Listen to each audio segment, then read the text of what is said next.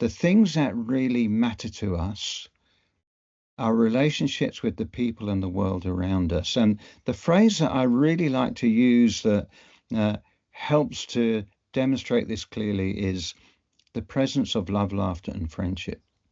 If we take solely a deficit approach of trying to fix what's wrong, and we don't pay attention to love, laughter, and friendship, then what can happen is that we make only a small difference to people's lives.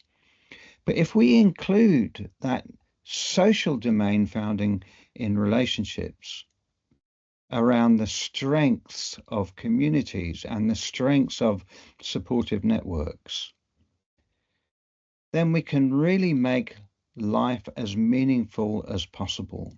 When we tend to think about palliative care services, what we do is that we think about care of a patient with an illness. But actually, from this broader public health palliative care approach, we're thinking about not just the person with the illness, but the whole supportive network that surrounds them. And it's not just the relationships between the person with the illness and individuals in the supportive network, it's also the relationships between the supportive network themselves. So how do people support each other?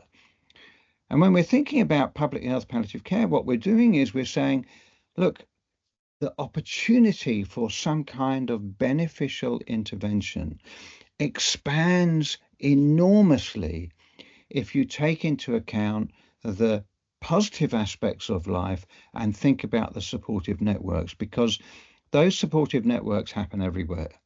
They happen in schools, universities, they happen in neighborhoods and communities, they happen in workplaces and places of worship, they happen in public institutions, they happen in prisons, they happen amongst homeless population. What you do with this new approach is really massively expand what you're doing and seek to have an intervention which is appropriate to the environment in which people live. And that's both the physical environment and the social environment. Now, one of the ways of theorizing this is to say these are the practice methods of community development, of compassionate communities. They are the public health methodology of health promotion, prevention, harm reduction, and early intervention. And if we're going to find a way of doing this, then we need to really learn new skills and new theories about how we do this, because generally healthcare practitioners don't have these skills.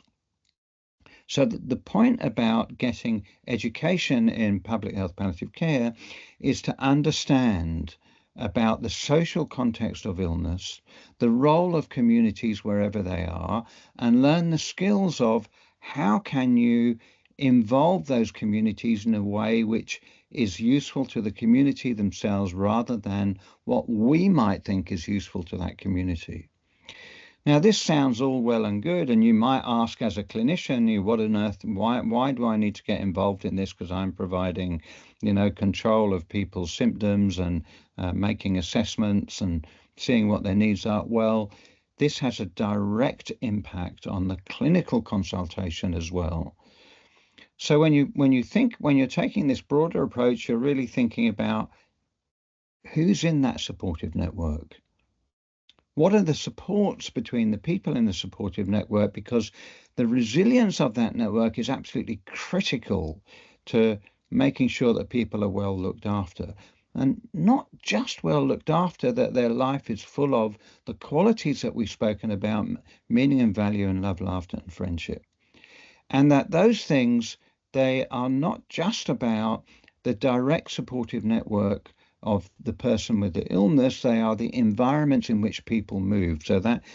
So this new approach, this public health palliative care approach, is about expanding enormously our reach, thinking about not just what's wrong, but taking really focusing on strengths in communities and individuals and taking a whole population approach so that nobody is missed out.